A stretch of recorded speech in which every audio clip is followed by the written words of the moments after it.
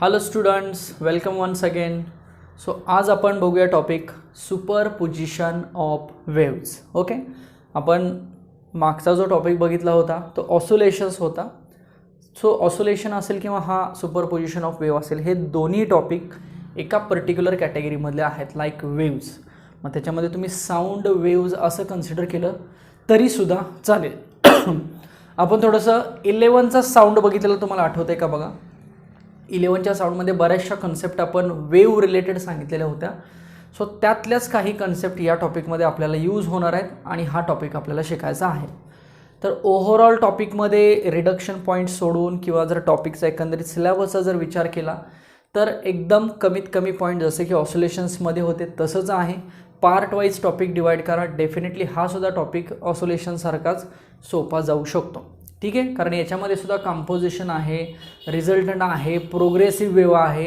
वेव्हचं superposition होतं म्हणजे नक्की काय होतं. मग आपण ते ऑर्गन पाईपचं एक्झाम्पल बघतो. त्याच्यामध्ये एक साईडनं पाईप क्लोज असेल, एकदा दोन्ही साईडनं ओपन असेल. पुन्हा स्ट्रेच डस्टिंगचं बघतो. व्हायब्रेशन्स, फ्री व्हायब्रेशन्स आहेत, फोर्स्ड व्हायब्रेशन्स आहेत, एंड करेक्शन काय असतं किंवा रेझोनन्स कंडिशन काय असते, हा सगळा स्टडी या टॉपिकमध्ये आपल्याला बघायला मिळणार आहे. सो डेफिनेटली हा टॉपिक ऑसोलेशनसारखाच आहे आणि ऑसोलेशन्समधल्या काही किंवा बेसिक साऊंड वेव्ह रिलेटेड काही कन्सेप्ट क्लिअर असतील तर हा टॉपिक डेफिनेटली सोपा जाईल. ओके, सो सगळ्यात पहिल्यांदा दोन वेव्हचं कन्सिडरेशन आहे, कंपॅरिझन आहे. एक वेव्ह आहे प्रोग्रेसिव्ह वेव्ह आणि एक वेव्ह आहे सुपरपोजिशन वेव्ह. आता नावातच आहे बघा, प्रोग्रेसिव्ह वेव्ह म्हणजे ती काय करते, एका पर्टिक्युलर डायरेक्शनला प्रोपोगेट होते. So it is a progressing in a one particular direction. This is simply called as progressive wave. And we have the equation of the wave. Basic equation आपण वेव्हचं कसं लिहितो किंवा साईन वेव्हचं इक्वेशन कसं लिहितो, x is equal to A sine omega t. Simple असं लिहितो ना. सेम तेच इक्वेशन आपल्याला इथे यूज करायचं आहे प्रोग्रेसिव्हमध्ये. आणि त्याचाच अपोजिट पार्टमध्ये सुपरपोजिशन. सुपरपोजिशनमध्ये काय होतं बघा, जनरली सुपरपोजिशनमध्ये दोन किंवा more than two quantities add केले जातात असं आपण म्हणतो. That is nothing but the superposition principal.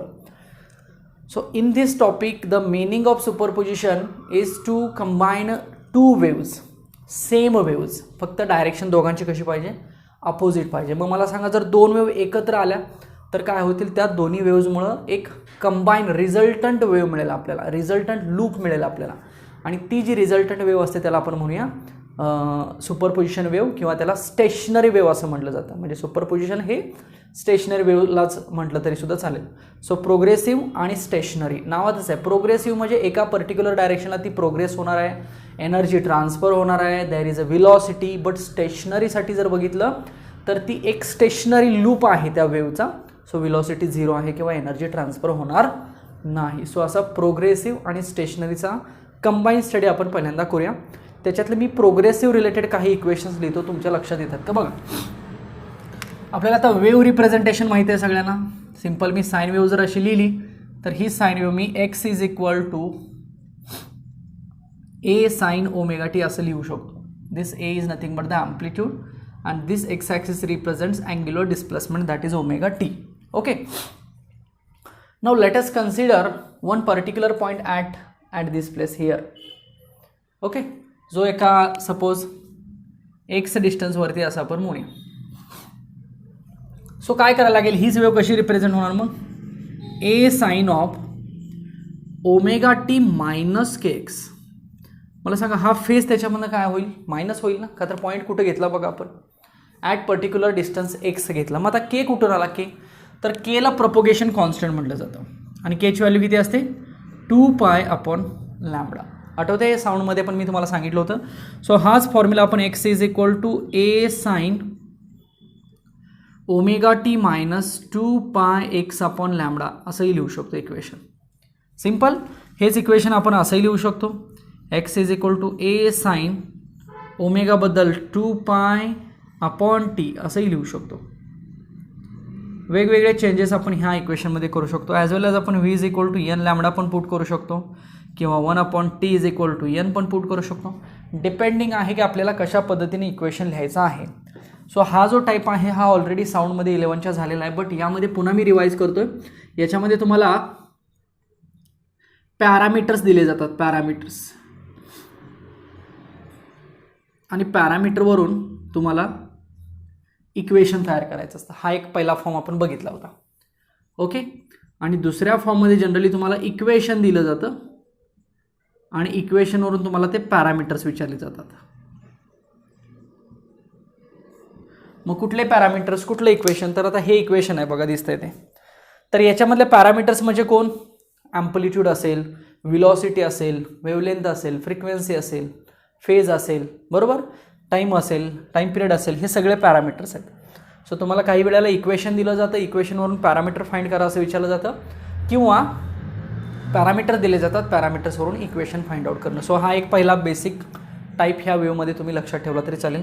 याला आपण प्रोग्रेसिव्ह वेव्ह असं म्हणू शकतो. आता मला सांगा, इथं जे मायनस साईन आहे, minus sign represents the propagation of wave, propagation of wave in plus x direction, म्हणजे पॉझिटिव्ह एक्स डायरेक्शनला ते प्रोपोगेशन आहे मायनस साईन असल्यामुळं. मग मला सांगा, जर प्लस साईन आलं तर प्रोपोगेशन असं असेल ना, म्हणजे propagation of wave, propagation of wave in minus x direction. कधी, जर या ठिकाणी फक्त साईन पॉझिटिव्ह आलं तर. म्हणजे पॉझिटिव्ह आणि निगेटिव्हचा पण थोडासा इथं रेफरन्स तुम्हाला कन्सिडर करावं लागेल, की पॉझिटिव्ह काय आहे आणि निगेटिव्ह काय आहे आणि कशा पद्धतीनं त्या दोन्हीमधलं रिलेशन आपल्याला सांगता येतं. Okay. So this is the first part किंवा फर्स्ट पॉईंट म्हणूया, जस्ट बेसिक पॉईंट आहे जो आपण रिलेट केला सिम्पल प्रोग्रेसिव्ह वेव्हसाठी. आता थोडंसं एक पॉईंट असा आहे, कंपोजिशन ऑफ वेव्ह आहे. जसं की आपण कंपोजिशन ऑफ SHM बघितलं होतं, सेम त्या पद्धतीचा एक पॉईंट आहे. फक्त याला काय म्हटलं जातं, कंपोजिशन म्हणतो मी फक्त, बघा, composition of two waves having phase difference five. म्हणजे दोन वेव्ज आपल्याला कन्सिडर करायचे आहेत आणि दोन वेव्हमधला जो फेज डिफरन्स आहे तो फक्त फाय कन्सिडर करायचा. ओके. मग ॲम्प्लिट्यूड पण आपण याच्यामध्ये डिफरंट कन्सिडर करूया. मग एकाचे ॲम्प्लिट्यूड असेल A1, एकाचे ॲम्प्लिट्यूड असेल A2. फक्त याच्यामधला जो टाईम पिरियड आहे तो सेम असेल किंवा फेज डिफरन्स आहे तो फाय असेल. मग आता हे इक्वेशन बघा, x is equal to A sine omega t. हे आपण पहिले इक्वेशन आहे म्हणून ह्याला x1 आणि A1 म्हणूया, ॲम्प्लिट्यूड डिफरंट घ्यायचा आहे. आणि दुसरं इक्वेशन असेल A2 sine of omega T plus phi असेल. म्हणजे थोडक्यात इथं आपण फेज डिफरन्स फाय असा कन्सिडर केला. ठीक आहे. सो असं जर असेल तर या दोघांचं कंपोजिशन केलं जातं. मग कंपोजिशनची प्रोसेस काय आहे, सिंपल दोघांचे ॲडिशन करणं. सेम आपण हे ऑसोलेशनमध्ये कंपोजिशन ऑफ 2 SHMचा पार्ट बघितलेला होता. सो जर ह्या दोघांची आपण कंपोजिशन केली तर आपल्याला यांचा यांची रिझल्टंट वेव्ह मिळणार आहे. का तर दोन ॲड केले ना आपण. सो रिझल्टंट वेव्ह कशी मिळेल, so x is equal to R म्हटलं होतं आपण त्याला, R sine of omega T plus phi असं म्हणूया. ओके. म्हणजे जी काय रिझल्टंट वेव्ह मिळेल ती रिझल्टंट वेव्ह सुद्धा कशी असणार आहे, तेच नेचर फॉलो करेल. कुठलं, साइन वेव्हचं जे नेचर आहे, that is x is equal to A sine phi. Okay. हा फेज डिफरन्स फक्त इथं आला. आता हा जो R आहे ना, तो R आहे रिझल्टंट ॲम्प्लिट्यूड. तुम्हाला कंपोजिशन ऑफ SHM मधला रिझल्टंट ॲम्प्लिट्यूड आठवतोय का बघा, जिथं आपण φ1 आणि φ2च्या फॉर्ममध्ये रिझल्टंट ॲम्प्लिट्यूड डिफाईन केलेला होता. आता इथला जो रिझल्टंट ॲम्प्लिट्यूड आहे तो कसा लक्षात ठेवायचा, तर जसं की आपण वेक्टर्समध्ये कन्सिडर करायचं बघा, A1 square plus A2 square plus twice A1 A2 cos theta. Same तशा टाईपमध्ये इथं सुद्धा हा लक्षात ठेवायचा. सो हा रिझल्टंट ॲम्प्लिट्यूड आहे, त्याला म्हणायचं A1 square plus A2 square plus twice of A1 A2 cos of phi म्हणायचं.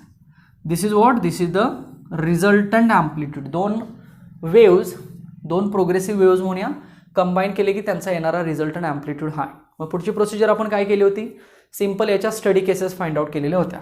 पहिली स्टडी केस काय केलीत बघा, if phi is equal to 0, हा फाय 0 घ्या, म्हणजे काय, फेज डिफरन्स,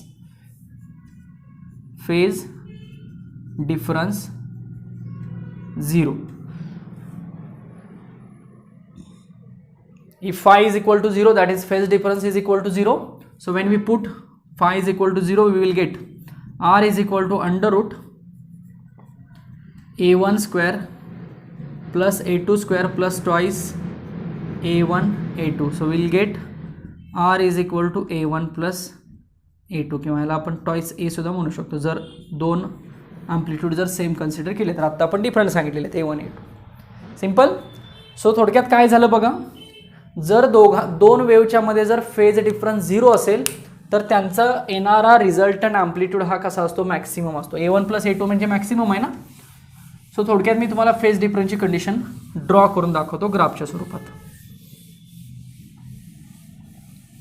आय होप तुम्हाला हे इथपर्यंत हे लक्षात आलं असेल काय मी लिहिलेलं आहे ते.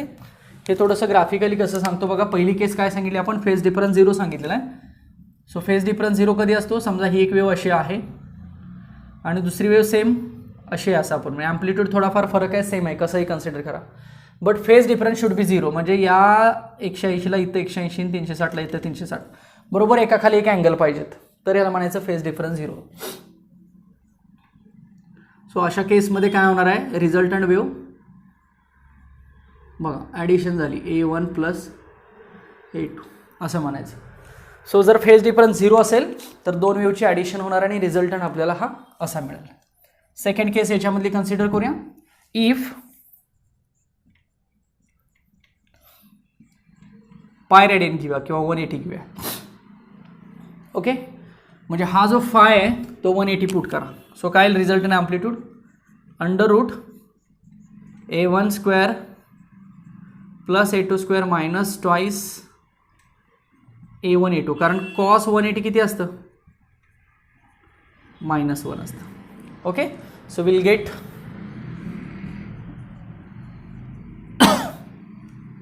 a1 minus a2. मग जर सेम असेल ॲम्प्लिट्यूड तर रिझल्टंट 0 असेल. सिम्पल. हेच ग्राफिकली असं मी दाखवतो बघा. समजा ही एक वेव्ह आहे, दुसरी वेव्ह आहे, अँगल एकाखाली एक, पण या प्लसला हा मायनस आहे आणि ह्या मायनसला हा प्लस आहे. याचा अर्थ फेज डिफरन्स 180 झाला याच्यामध्ये बघा. याला आउट ऑफ फेज असं सुद्धा म्हटलं जातं, आउट ऑफ फेज, आणि याला इन फेज म्हटलं जातं. सो इन फेजसाठी अँगल 0 किंवा 360 पण कन्सिडर केला जातो आणि आउट ऑफ फेजसाठी अँगल 180. मग अशा केसमध्ये काय येईल, रिझल्टंट 0 ना, म्हणजे वेव्हज मिळणार नाही तुम्हाला, फक्त असा ॲक्सेस दिसेल. का तर 0 झाला ना resultant amplitude, same amplitude consider केल्यानंतर. Okay, so these are some main important conditions of the resultant amplitude. हे मला वाटतं फेज डिफरन्सचं जे बेसिक आहे सेम तेच ह्या इक्वेशनला लागून इथं आलेलं आहे. Okay, next. आता साऊंड वेव्ह जर याच्यामध्ये ही वेव्ह आहे, बट ही जर ॲज अ साऊंड वेव्हच आहे असं कन्सिडर केलं तर आपण त्याचा लाऊडनेस डिफाईन करतो बघा. लाऊडनेस दॅट इज व्हॉल्यूम, आणि तो लाऊडनेस आपण इंटेन्सिटीच्या फॉर्ममध्ये सांगतो, डेसिबलमध्ये. Okay, so intensity is directly proportional to amplitude square. हे एक रिलेशन इम्पॉर्टंट आहे, लक्षात ठेवा, बऱ्याच वेळेला झालेलं आहे. लाईटमध्ये पण हे रिलेशन येतं बघा. सो हेच रिलेशन मी जर आय मॅक्स लिहिलं तर directly proportional to A max square होईल बघा. आणि हेच रिलेशन मी आय मीन लिहिलं, मिनिमम इंटेन्सिटी, तर हेच ए मीन आणि याचा स्क्वेअर होईल. Okay, simple. मग याचा रेशो जर घ्यायचा झाला तर आपण असं लिहू शकतो. So I max upon I mean is equal to A max upon A mean याचा square. So we can find out the relation between intensity and amplitude. लक्षात आला का बघा, हा पहिला पार्ट आहे तो. आता मात्र हा जो ॲम्प्लिट्यूडचा पार्ट आहे हा जर आपण ह्या दोन वेव्हसाठी लिहायचा झाला, a1 आणि a2 साठी, तर कसा लिहायला लागेल, थोडंसं तेही करेक्ट करतो मी अजून. हेच रिलेशन पुढं. So I max upon I mean is equal to a1 plus a2 लिहितो मी याचा स्क्वेअर, आणि हे a1 मायनस a2चा स्क्वेअर लिहितो, because a max is nothing but a1 plus a2, a min is nothing but a1 minus a2. So we can write the ratio of I max and I min. हाच ratio आपण असाही लिहू शकतो दोन particular ॲम्प्लिट्यूडसाठी. So हा पहिला part आहे असं म्हटलं तरी चालेल. सो पहिल्या पार्टमध्ये आपण काय सांगितलं की जस्ट प्रोग्रेसिव्ह वेव्ह काय आहे किंवा प्रोग्रेसिव्ह वेव्हचं जे नेचर होतं ते जे आपण SHMमध्ये जसं नेचर असतं तेच नेचर आहे, फक्त ही इथं थोडीशी sound wave as a consider केली जाते. सो ते नेचर सांगितलं. त्याच्यानंतर कंपोजिशन बघितलं, कंपोजिशनमध्ये डिफरंट ॲम्प्लिट्यूडवरून रिझल्टंट ॲम्प्लिट्यूड काढला आणि एक फेज डिफरन्स घेतलेला आहे तिथं. सो मग ही फेज डिफरन्सची कंडिशन दोन फॉर्ममध्ये चेक केली, एक 0 डिग्री फेज शिफ्ट आणि एक 180 डिग्री फेज शिफ्ट. जर 0 डिग्री फेज शिफ्ट असेल तर काय होईल, ॲडिशन होईल. 180 डिग्री फेज शिफ्ट असेल तर सबट्रॅक्शन होईल, म्हणजे रिझल्टंट 0 मिळेल. आणि इंटेन्सिटी आणि ॲम्प्लिट्यूडचं रिलेशन ए मॅक्स ए मिन, आणि त्याच्यावरून आपण A1 + A2, A1 + A2 ला ए मॅक्स म्हटलं, A1 - A2 ला ए मिन म्हटलं. So this is the first condition of the progressive wave असं म्हटलं तरी चालेल. लक्षात आला का बघा पार्ट, जेवढं मी काय आत्ता एक्सप्लेन केलं ते सगळं प्रोग्रेसिव्ह वेव्ह रिलेटेड आहे. नेक्स्ट चला, पुढचा जो पॉईंट आहे तो formation of stationery waves on string असं बघूया, किंवा stationery wave, formation of stationery wave, formation of stationery wave on string असं म्हटलं तरी चालेल. फक्त स्टेशनरी वेव्ह कशी तयार होणार किंवा स्टेशनरी वेव्हचं मॅथमॅटिकल ॲनालिसिस काय आहे हे या पॉईंटमध्ये बघूया. ठीक आहे, मी थोडीशी प्रोग्रेसिव्ह वेव्ह डिफाईन केली होती, ती प्रोग्रेसिव्ह वेव्हच आता इथे कन्सिडर करायची. दोन प्रोग्रेसिव्ह वेव्ह एकत्र आणायच्या, त्याची स्टेशनरी वेव्ह तयार होईल. सो प्रोग्रेसिव्ह आणि स्टेशनरीचा अर्थ बघा, जी एका पर्टिक्युलर मीडियमला ट्रान्समिट होते, पर्टिक्युलर प्रोपोगेशन होतं वेव्हचं, त्याला प्रोग्रेसिव्ह वेव्ह म्हणायचं. आणि दोन वेव्ह जर अपोजिट डायरेक्शन, सेम वेव्ह आहेत फक्त अपोजिट डायरेक्शननं जर आल्या तर त्यांचं काय झालं, स्टेशनरी वेव्ह, स्टेशनरी लूप तयार होतो. सो मी एक मगाशी इक्वेशन लिहिलं, त्याला मी x1 म्हणतो, A sine of omega T minus 2π(x/λ) असं मी लिहिलं होतं बघा. ठीक आहे, येस, इज इट करेक्ट? आता मला सांगा, इथं मायनस साइन याचा अर्थ हे काय, अलॉंग पॉझिटिव्ह एक्स ॲक्सिस, चालेल का? इथं मी पॉझिटिव्ह एक्स लिहितो, करेक्ट. हेच इक्वेशन मी x2 साठी लिहितो, A sine omega T plus 2π(x/λ) आणि ह्याला मी लिहितो निगेटिव्ह एक्स ॲक्सिस. बरोबर आहे का बघा? सो फक्त या दोन वेव्हमध्ये काय केलं मी, साईन बदललं, साईन, बाकी काही बदललं नाही, बाकी दोन्ही वेव्ह मी सेमच ठेवल्या. ओके, आता ही एक वेव्ह आहे अशी आहे असं आपण म्हणूया, आणि सेम दुसरी वेव्ह अशी आहे, फक्त ही या प्रोपोगेशनमध्ये आहे आणि ही या प्रोपोगेशनमध्ये, असं आपण जस्ट डिफाईन करू. तर दोन्ही वेव्हज अपोजिट आहेत, दोन वेव्ह जर एकत्र मिळाल्या तर एक असा लूप तयार होतो दोन वेव्हचा. ओके, आणि हा जो लूप तयार होतो याला म्हटलं जातं स्टेशनरी वेव्ह, स्टेशनरी वेव्ह किंवा स्टेशनरी लूप म्हणूया आपण, स्टेशनरी वेव्ह. ठीक आहे, सो बघा इथं हा मॅक्सिमम पॉईंट मिळाला, हा असेल किंवा हा असेल, हा असेल किंवा हा असेल मॅक्सिमम, हा असेल किंवा हा असेल मॅक्सिमम, किंवा हा असेल किंवा हा असेल मॅक्सिमम पॉईंट मिळाला. हा जो पॉईंट आहे तो मिनिमम मिळाला, मिनिमम मिनिमम मिनिमम. ठीक आहे, मग जो मॅक्सिमम पॉईंट आहे त्याला अँटी नोड म्हणायचं, अँटी नोड. बघा, मग हा पॉईंट असेल किंवा हा पॉईंट असेल, लक्षात आलं? सो मॅक्सिमम पॉईंट आहे त्याला अँटी नोड म्हणायचं, आणि हा जो मिनिमम पॉईंट मिळाला याला नोड म्हणायचं, node. So these are the two important conditions in the stationary wave. Anti node कुठला आहे बघा, आणि नोड कुठला आहे बघा. मी काय काय सांगितलं पहिल्यांदा, स्टेशनरी वेव्हचं फॉर्मेशन आपल्याला बघायचं आहे, त्यासाठी मी ह्या दोन वेव्ह कन्सिडर केल्या. हे इक्वेशन जे मी मगाशी लिहिलं होतं किंवा इव्हन मी साऊंडमध्ये सांगितलं होतं तीच दोन इक्वेशन्स लिहिली, फक्त हे अलॉंग पॉझिटिव्ह डायरेक्शन, हे अलॉंग निगेटिव्ह डायरेक्शन लिहिलं. दोन कंबाईन केले की त्यांची वेव्ह अशी मिळेल. आता मॅथमॅटिकली कसं दिसेल ते सुद्धा सोपं आहे. x1 + x2 करूया, तर हे same R sine omega t बघा असं मिळेल. सेम सॉल्व केल्यानंतर असं मिळतं. फक्त यातला जो आर आहे ना, आर याला रिझल्टंट ॲम्प्लिट्यूड म्हणूया, पण या केसमध्ये रिझल्टंट ॲम्प्लिट्यूड काय येतो बघा, 2a cos of 2π(x/λ). Very very important condition. म्हणजे फॉर्मेशन ऑफ स्टेशनरी वेव्हमधला जो कॅपिटल आर आहे, कॅपिटल आरला आपण काय म्हटलं, रिझल्टंट ॲम्प्लिट्यूड. मगाशी रिझल्टंट ॲम्प्लिट्यूड किती आला होता √a1² + a2² + twice a1 a2 cos phi. त्याच्या आधी साऊंड ऑसिलेशन्समध्ये एक रिझल्टंट होतं बघा a1² + a2² - twice a1 a2 cos phi1 - phi2. प्रत्येक केसमध्ये रिझल्टंट कशा पद्धतीने बदलतो हे नीट समजून घ्या, कन्फ्युजन करून घेऊ नका. सो यामधला जो रिझल्टंट आहे तो किती मिळाला आपल्याला 2a cos of 2π x upon lambda. So this is the value of resultant amplitude 2a cos of 2π x upon lambda. आता काय करूया की या रिझल्टंट ॲम्प्लिट्यूडच्या महत्त्वाच्या दोन कंडिशन्स आहेत आपल्याकडे. एक कंडिशन ही अँटीनोडवाली आणि दुसरी कंडिशन ही नोडवाली, ज्या ठिकाणी रिझल्टंट ॲम्प्लिट्यूड 0 मिळतो. ओके, सो कंडिशन ऑफ पहिली अँटीनोड चेक करूया बघा. कंडिशन ऑफ अँटीनोड म्हणतो मी, पहिली कंडिशन अँटीनोड. ठीक आहे, आता अँटीनोड म्हणजे हा असेल किंवा हा असेल. सो डिस्टन्स किती आहे बघा, हे एवढं ट्वाईस ए म्हणू शकतो आपण, ± ट्वाईस ए म्हणतो हवं तर मी. ओके, म्हणजे एकतर वरचं डिस्टन्स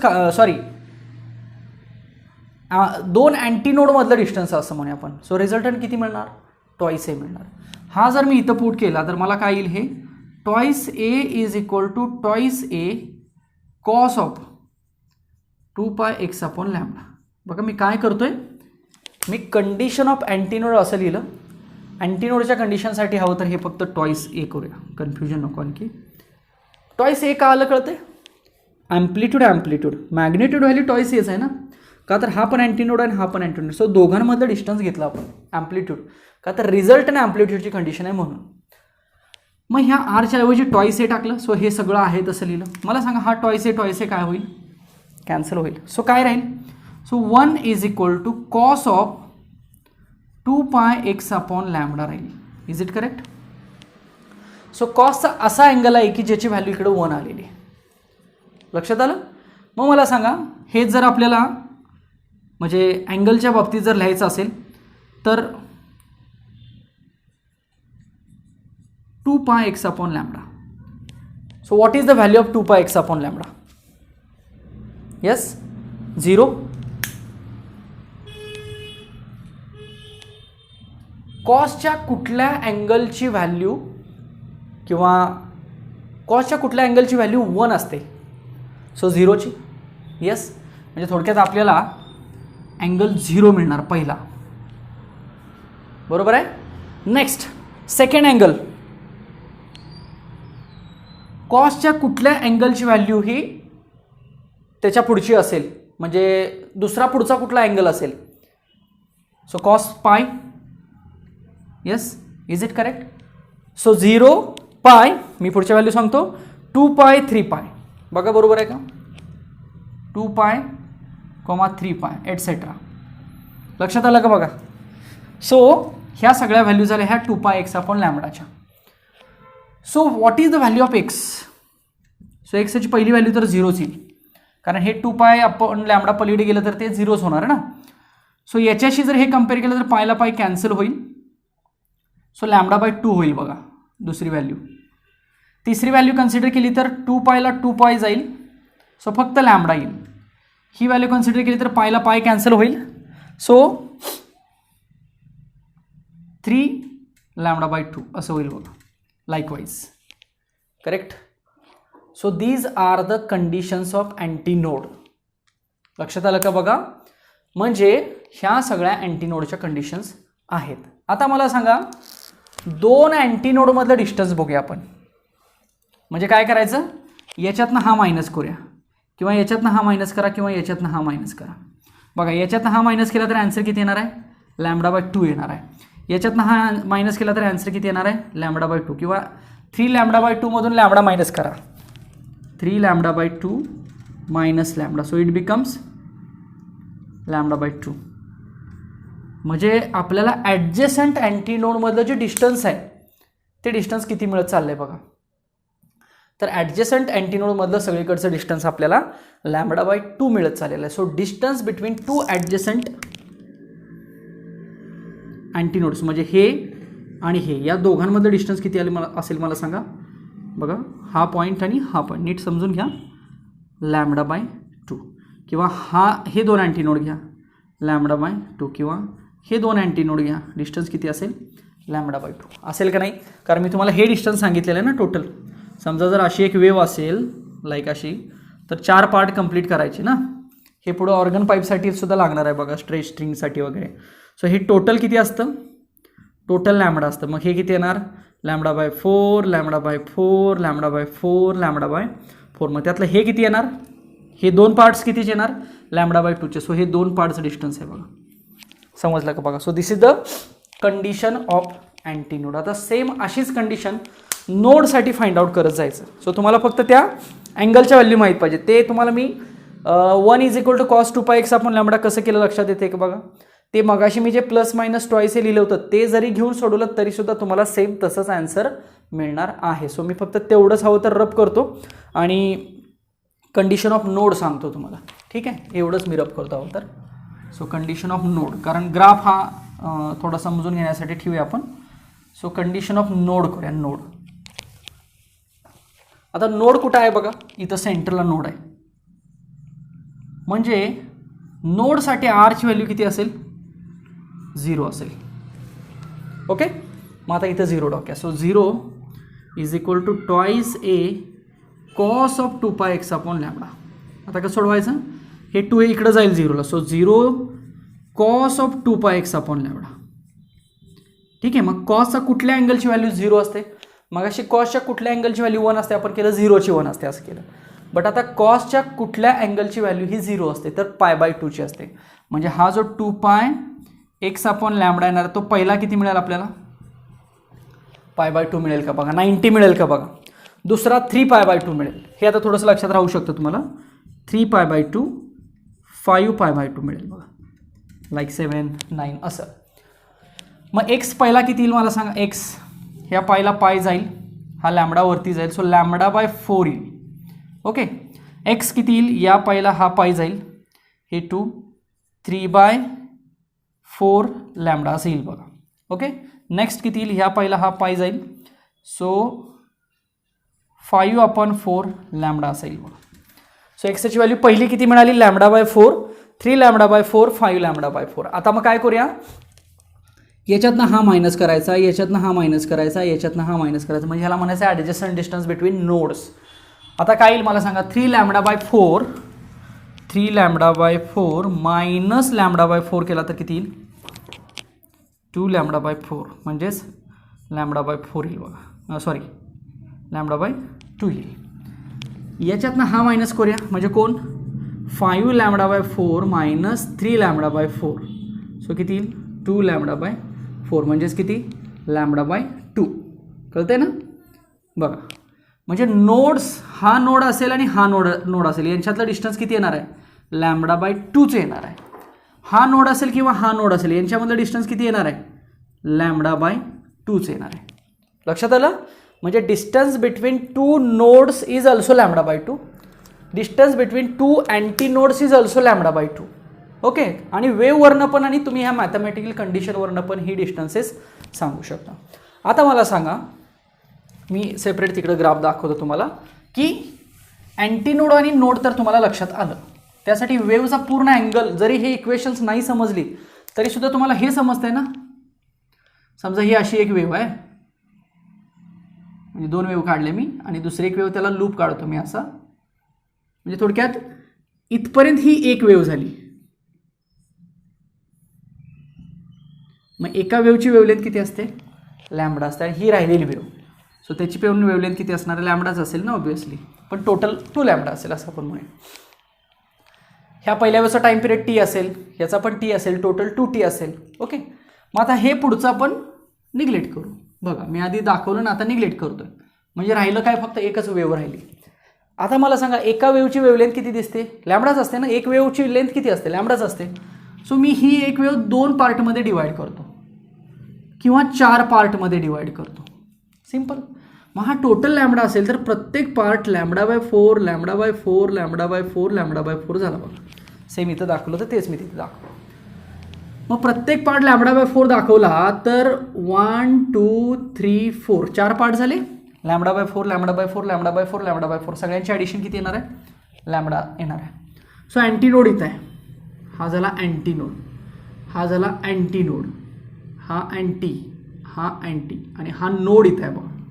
हे नोड आहेत, सेंटरला असतात ना हे नोड आहेत म्हणूया. मग मला सांगा एका अँटीनोड आणि दुसऱ्या अँटीनोडमधलं डिस्टन्स किती असेल? सॉरी, काय म्हटलं मी? Look at the condition of antinode. एक अँटीनोड आणि त्याच्या शेजारचा अँटीनोड बघा, हा एक पार्ट आणि हा एक पार्ट, दोन पार्ट्स आहेत. λ/4 प्लस λ/4 म्हणजे किती? λ/2. एक नोड आणि त्याच्या शेजारचा नोड, ॲडजसंट नोड म्हणायचं. इथं पण दोन पार्ट आहेत ना, मग दोन पार्टचं डिस्टन्स किती असतं? λ/2 असतं ना. का तर बघा λ/4 ॲड करून बघा.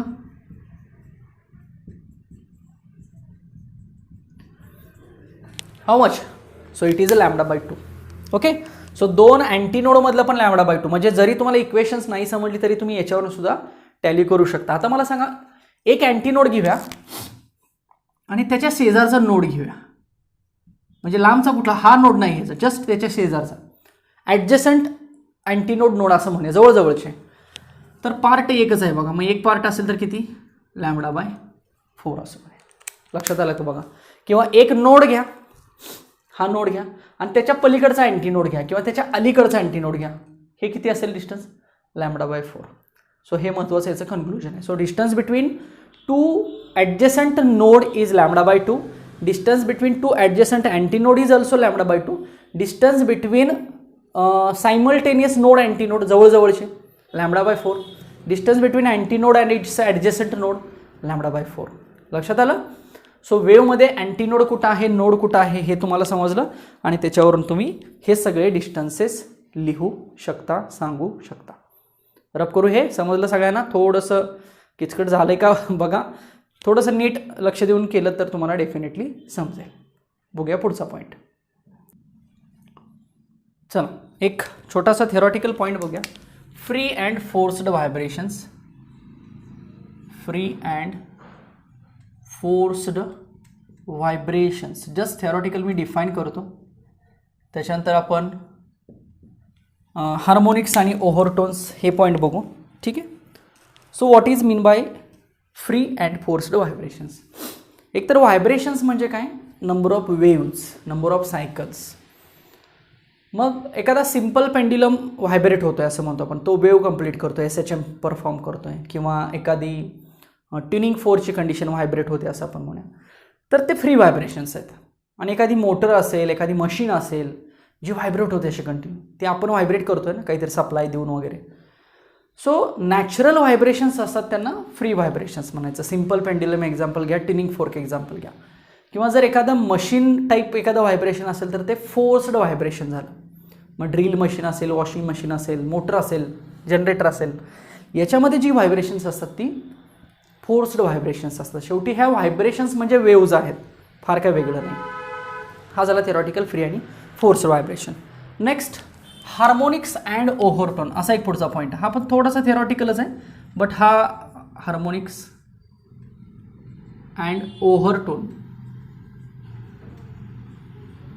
बट हा जो पॉईंट आहे तो तुम्हाला कन्सेप्च्युअली समजला पाहिजे नक्की काय आहे हार्मोनिक आणि ओव्हरटोन्स म्हणजे काय. मी थोडक्यात डिफाईन करतो.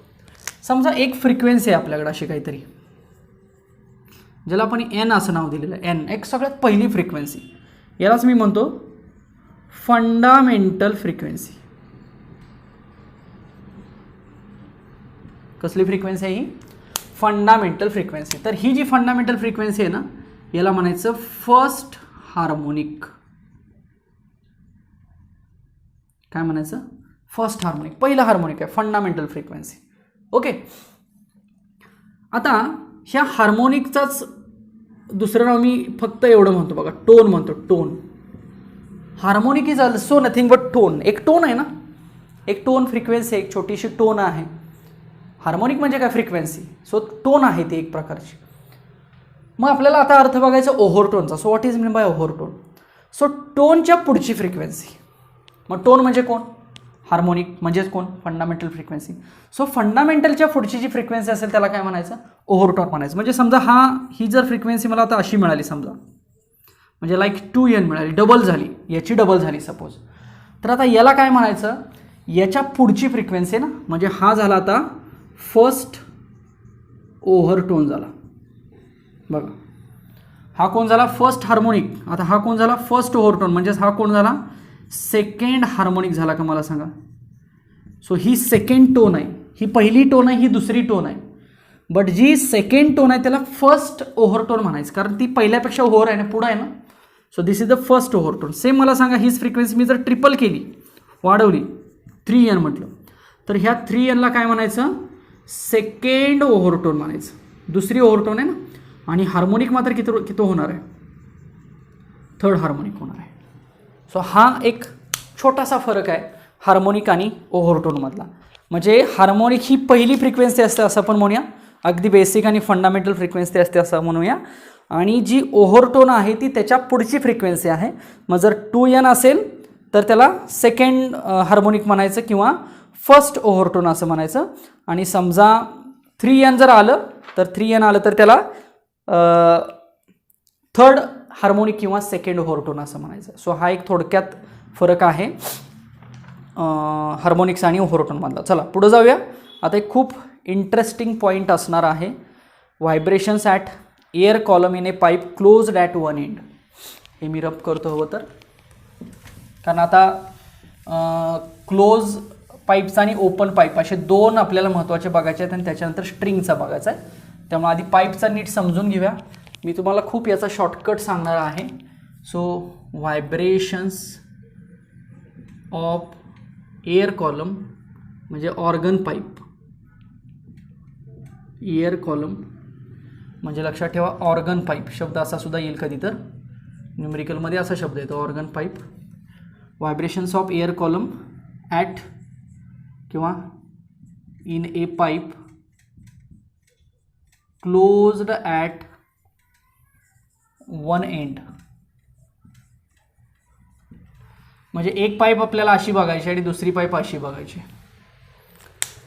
सो याला म्हटलं जातं क्लोज्ड ॲट वन एंड आणि याला म्हटलं जातं open at both ends. So याच्यामध्येच एंड करेक्शनचा पॉईंट आहे, तोही आपण काय आहे ते बघूया.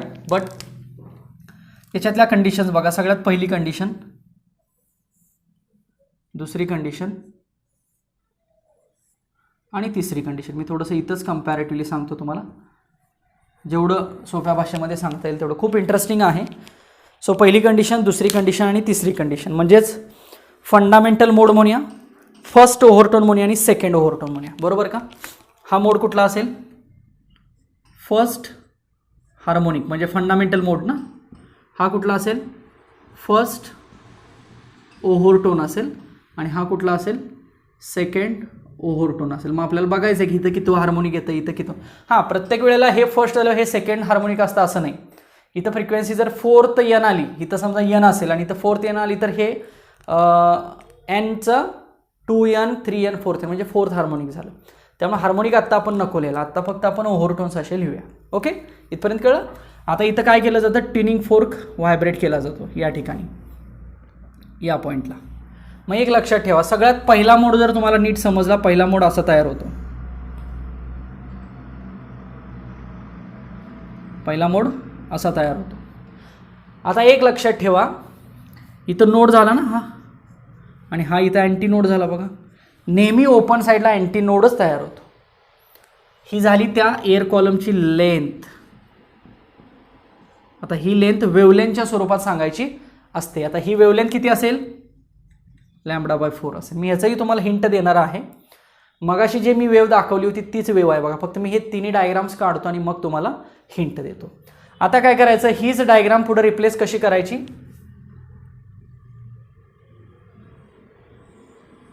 अशी. सो हा नोड, हा अँटी नोड, हा नोड आणि पुन्हा हा अँटी नोड. म्हणजे याच्यात फक्त एक लूप वाढवायचा, इथं दोन लूप वाढवायचे. हा एक, हा दुसरा आणि हे असं. फक्त जरा हे थोडंसं ॲडजस्ट करा, झालं. सो इथं node, anti node, anti node, node, antinode आणि नोड. प्रत्येक केसमध्ये लेंथ सांगायची आता. ओके, तिन्हीचं कंपॅरेटिव्हली लक्षात येते का बघा. चला, पहिली लेंथ मी λ/4 का लिहिली बघा. आता मी थोडंसं 3 डायग्राम झालेले आहेत, तिन्ही डायग्रामचा अर्थ इथं मी सांगतो. लेंथ ही λ/4 कशी आली. मी मगाशी तुम्हाला एक अशी डायग्राम काढली होती बघा. अशी लेंथ असेल तर याला लॅम्बडा म्हटलं जातं. आता ही जी वेव आहे ती यात कुठं आहे बघा, एवढीच आहे, एवढीच आहे बघा. म्हणजे लॅम्बडाच्या एक पार्ट आहे. टोटल लॅम्बडाचे 4 पार्ट केले होते आपण, λ/4 तसा त्यातला एक पार्ट आहे, म्हणून ही झाली λ/4. आता इथं किती झालं बघा, 1 2 3 पार्ट झाले. मग 3 पार्ट झाल्यामुळे ही किती झाली, 3 λ/4. इथं किती पार्ट झाले बघा, 1 2 3 4 5. डोक्यात शिरते का बघा. सो 5 λ/4. सो पहिल्यांदा हे ओळखायला शिका. आता याला λ1 म्हणायचं, याला λ2 म्हणायचं, कारण पुढं पुढं चालू आहे म्हणून. समजलं. सो ही झाली लेंथ. याच्यावरून लॅम्बडा किती येईल मग, 4L येईल बघा. याच्यावरून λ1 किती येईल, 4L/3 येईल. आणि याच्यावरून λ2 किती येईल, 4L/5 येईल. समजलं इथपर्यंत. λ1 λ2 फाइंड आउट केला. आपल्याला V = n लॅम्बडा माहिती आहे. So n = what, n = V/λ. But लॅम्बडाची व्हॅल्यू 4 आहे, सो 4L झालं. So n = 4L. ही झाली कुठली, फर्स्ट हार्मोनिक. म्हणजेच कसली फ्रिक्वेन्सी, फंडामेंटल. आता कळलं. याच्यामध्ये पुन्हा V = n1 λ1 म्हणूया. Okay, so what is n1, so V/λ1 म्हणूया. बट λ1 किती आहे, so V/4L/3. So it becomes 3V/4L. So n1 ची व्हॅल्यू एवढी येईल का मला सांगा, 3n येईल का सांगा. कारण ह्यातला V/4L म्हणजे कोण आहे, n आहे ना. So n1 = 3n. नेक्स्ट बघा मी काय करतो आता, V = n लॅम्बडा, फक्त 2 ची कंडिशन लिहितो. व्हेलॉसिटी सेम असणार सगळीकडं. नेक्स्ट n2 काढायचं आता, V/λ2. बट λ2 किती एवढा आहे, सो V/4L/5. हे उलटून कोणा का वरती जाईल, 5/4L into V. So V/4L पुन्हा, सो 5n मिळेल n2 ची व्हॅल्यू. झालं, हे आपलं कन्क्लुजन आहे. सो फंडामेंटल फ्रिक्वेन्सी किती आहे, V/4L. फंडामेंटलच्या पुढची फ्रिक्वेन्सी किती मिळाली, n1 मिळाली. त्याला आपण नाव काय दिलं, फर्स्ट ओव्हरटोन. पण ती किती मिळाली, फंडामेंटलच्या तिप्पट मिळाली, म्हणून याला थर्ड हार्मोनिक म्हणायचं बघा. मग म्हणून मी मगाशी डिफाईन केलं नव्हतं. नाही, मगाशी आपल्या रूलप्रमाणे डिफाईन करायचं म्हणजे हे सेकंड हार्मोनिक म्हणलं असतं. बट नाही, हे वेट केलं आपण किती फ्रिक्वेन्सी येते, आणि इथं 5th येते. सो हे काय झालं, 5th हार्मोनिक, 7th 9. म्हणजे ऑड हार्मोनिक्स प्रेझेंट आहेत बघा याच्यामध्ये, ऑड. अलग लक्षात बघा. So this is the conclusion. So third harmonic, 5th harmonic. So odd harmonics are present in this particular case. So याच्यासाठी मी एक जनरल फॉर्म्युला लिहितो. NPचा लिहितो 2p+1. NP = 2p+1 × n. So P = 1 2 3 etc. 1 टाकलं तर 3n येईल का बघा, 2 टाकला तर 5n येईल, अशा पद्धतीने. So all the odd harmonics are present in this. आता याच्यामध्ये एंड करेक्शन कुठं असतं बघा, इथं थोडीशी लेंथ एंड करेक्शनची ॲड होते. So end correction 0.3d consider केलं जातं. What is mean by d, d म्हणजे त्या पाईपचे डायमीटर. बस एवढाच फरक लक्षात ठेवायचा. आणि जर पाईप दोन्ही साईडनं अशी ओपन असेल तर दोन्ही साईडला एंड करेक्शन तयार होतं. 0.3d + 0.3d म्हणजे 0.6d म्हटलं तरी सुद्धा चालेल. सो ही एक एंड करेक्शनची कंडिशन आहे, ती फक्त त्याच्यामध्ये तुम्ही लक्षात ठेवू शकता. समजलं असेल इथपर्यंत तुम्हाला. सो लेंथमध्ये हे एंड करेक्शन फक्त ॲड होणार, जिथं लेंथ दिसते ना त्याच्यामध्ये एंड करेक्शन ॲड होणार, फक्त एवढाच फरक आहे. So this is the condition about vibrations of air column in a pipe closed at one end. चला आता pipe open at both end बघूया. ठीक आहे, ओपन ॲट बोथ एंडला काय करायचं बघा, open at both end concept लक्षात आली का बघा. आता हे स्ट्रिंगसाठी पण आपल्याला अशा पद्धतीने लक्षात ठेवायचं आहे. सो ओपन ॲट बोथ एंडसाठी मी पहिली केस काय करतो बघा, ही अशी ड्रॉ करतो.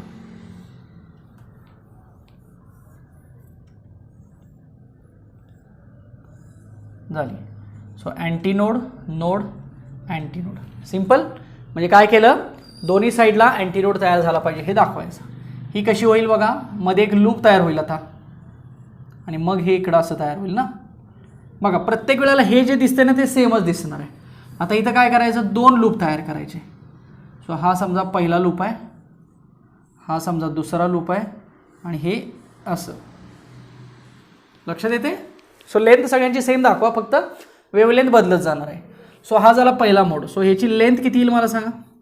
हे दिसायला कसं दिसतंय बघा, मगाशी केलं होतं तसं तयार करायचं. 4 पार्ट करायचे ना असे. त्यातला हा कुठला पार्ट आहे बघा, हा एवढा पार्ट आहे.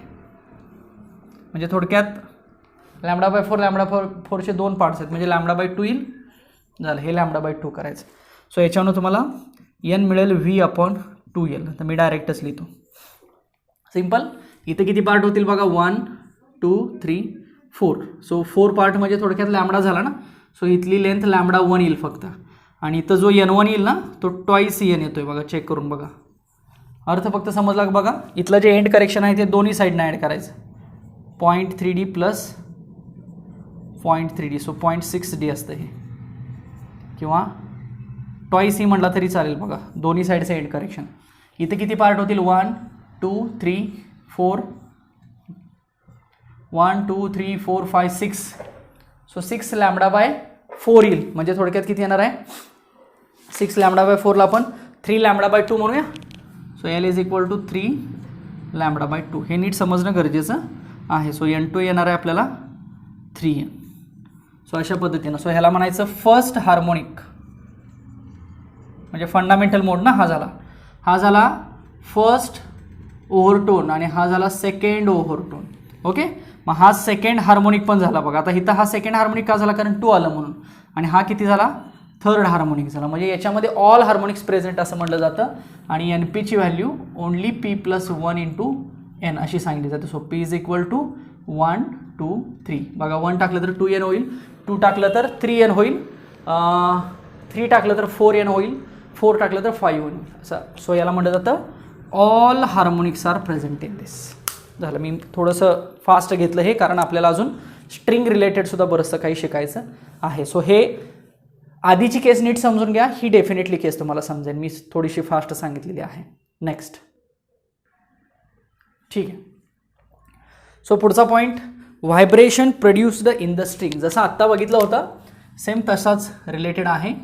Vibrations produced in string. आता ऑर्गन पाईपच्या ऐवजी फक्त काय घ्यायचं, स्ट्रिंग घ्यायचं. आता याच्यात एक छोटासा फरक करा. मगाशी आपण व्हिलॉसिटी व्ही आहे तशी ठेवली होती.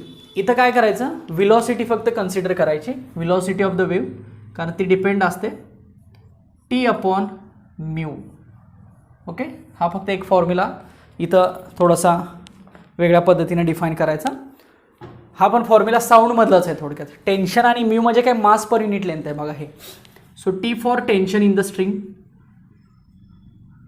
आणि ह्या म्यूला म्हटलं जातं मास पर युनिट लेंथ. काही ठिकाणी हे फक्त स्मॉल एम दाखवलं जातं, बट ते म्यू करा, म्यू करेक्ट वाटेल.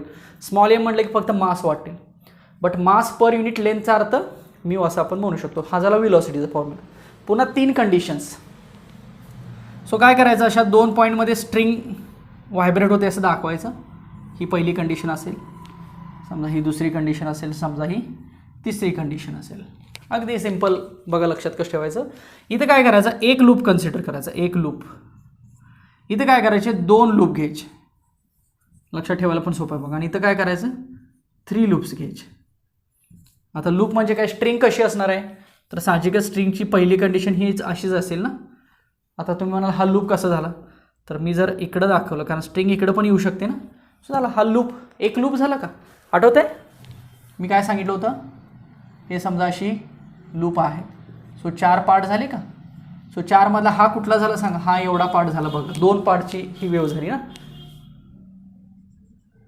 मग मला सांगा टोटल लेंथ असेल ती किती असेल, λ/2 असेल का. Is it correct. इथं 2 लूप दाखवायचे, म्हणजे काय करायचं, ही अशी स्ट्रिंग होते असं दाखवायचं. म्हणजे हा एक लूप आणि हा एक लूप. मग आता मला सांगा लेंथ किती झाली, एक वेव सारखं झालं बघ, म्हणजे लॅम्बडा 1 झाली असं आपण म्हणूया. लॅम्बडा झाली ना टोटल, फक्त नोटेशन बदल मी लॅम्बडा 1 केलं. इथं 3 लूप दाखवायचे.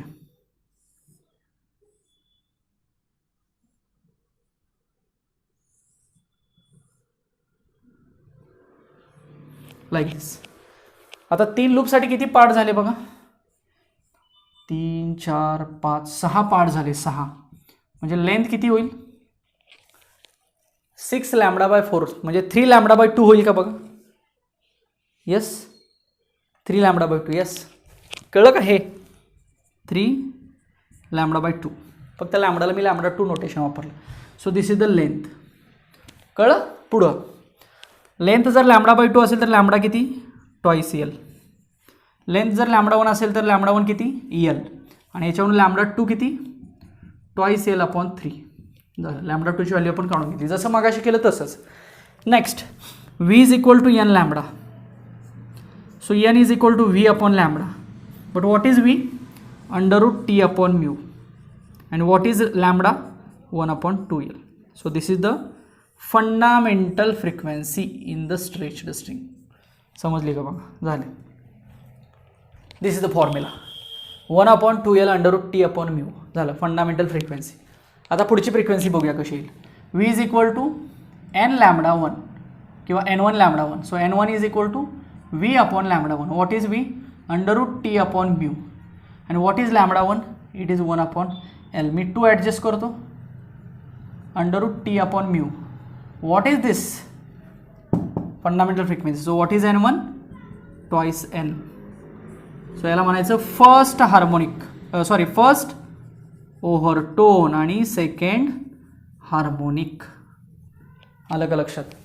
सेम इथं v is equal to n2 λ2. So n2 is equal to v upon λ2. What is v, v is √t upon mu.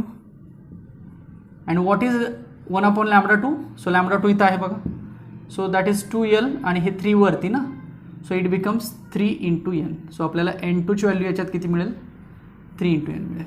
So याला म्हणायचं second overtone and third harmonic. This is the conclusion for the stretched string. लक्षात आलं का बघा. आता ह्या stretched स्ट्रिंगवरून law define केले जातात. ते लॉ फक्त सिम्पल सांगतो म्हणजे याचं सगळं संपून जात आहे. आता लॉ डिफाईन करत असताना चला मी ओरली सांगून टाकतो. या फॉर्म्युल्यावरून लॉ डिफाईन करायचे. 1/2l √t upon mu. या फॉर्म्युल्यावरूनच लॉ डिफाईन करायचे. पहिला लॉ कसा डिफाईन करायचा, n आणि लेंथमधलं रिलेशन सांगायचं, त्याला लॉ ऑफ लेंथ म्हणायचं. What is relation, inversely proportional relation. झाला, हा झाला पहिला लॉ. दुसरा लॉ n आणि टेन्शनमधलं रिलेशन सांगायचं. So n is directly proportional to under root tension, दुसरा लॉ. आणि तिसरा लॉ n आणि म्यूमध्ये सांगायचा. So n is inversely proportional to under root mu, that is mass per unit length. म्हणजे मासशी पुन्हा इनव्हर्सली आणि लेंथशी डायरेक्टली आला का बघा इथं, मास पर युनिट लेंथमधल्या. लक्षात आलं. सो हे लॉ याला म्हटलं जातं laws of the vibrating string असं म्हटलं जातं. सो याच्यासुद्धा बऱ्याचशा कंडिशन्स तुम्हाला डिफाईन करता येतील. लक्षात आलं. चला, सो आता एक पॉईंट फक्त राहिलेला आहे. सेम हाच पॉईंट ॲज अ सोनोमीटर म्हणून कन्सिडर केला जातो. सोनोमीटर एक कंडिशन आहे बघा. तर सोनोमीटरसाठी ही कंडिशन लक्षात ठेवा. कुठली, एनची आणि टीची. काय कंडिशन सांगा, n is directly proportional to under root t. झालं, सोनोमीटर म्हणायचं याला. लक्षात आलं. सो यातच सोनोमीटरचा एक पॉईंट डिफाईन करू शकतो आपण. चला, सो थोडंसं आता बीट्स रिलेटेड बघूया. सो हे झाले लॉज ऑफ व्हायब्रेटिंग स्ट्रिंग. आता बीटचा एक पॉईंट आहे थोडक्यात, तोही मी डिफाईन करतो. ठीक आहे. सो बीट्स रिलेटेड काय बघा मी सांगतो. बीट्स कशा तयार होतात, बीट्स. आता बीटसाठी कोण मॅटर करते इम्पॉर्टंट आहे. हा सुद्धा एक सुपरपोजिशनचाच पार्ट आहे. थोडीशी थेअरी सांगतो मी. दोन वेव्ह जेव्हा कंबाईन होतील, म्हणजे कशाही, आता डायरेक्शन इथं घ्यायची नाही, शक्यतो एका डायरेक्शनमध्येच घेऊया आपण. समजा मी इथूनच 2 साऊंड वेव्ह क्रिएट करतोय, सो दोन्ही प्रपोगेशन डायरेक्शन सेम असेल. सो बीट्स कधी तयार होतात बघा, जर फ्रिक्वेन्सी चेंज असेल तर. If there is a slightly change in the frequency, थोडाफार फ्रिक्वेन्सी चेंज पाहिजे. ॲम्प्लिट्यूड सेम असेल, ॲम्प्लिट्यूड आपण सेम घेऊया. दोन्ही वेव्हचा अँप्लिट्यूड ए कन्सिडर करू, amplitude same, but there is a slightly change in the frequency. मग फ्रिक्वेन्सीमध्ये चेंज असेल तर लॅम्बडामध्ये पण काय असेल, चेंज असेल. बघा जेवढं मी सांगितलं तेवढं कळलं का. सो अशी कंडिशन जेव्हा येते तेव्हा बिट्स तयार होतात. याला फॉर्मेशन ऑफ बिट्स असं म्हटलं जातं. बिट्समध्ये जर इंटेन्सिटी मॅक्सिमम झाली तर त्याला वॅक्सिंग कंडिशन म्हटलं जातं, वॅक्सिंग. आणि इंटेन्सिटी जर मिनिमम झाली, 0 झाली, तर त्याला वॅनिंग किंवा वेनिंग असं म्हटलं जातं. सो वॅक्सिंग आणि वेनिंग अशा 2 कंडिशन्स बिट्समध्ये तयार होतात.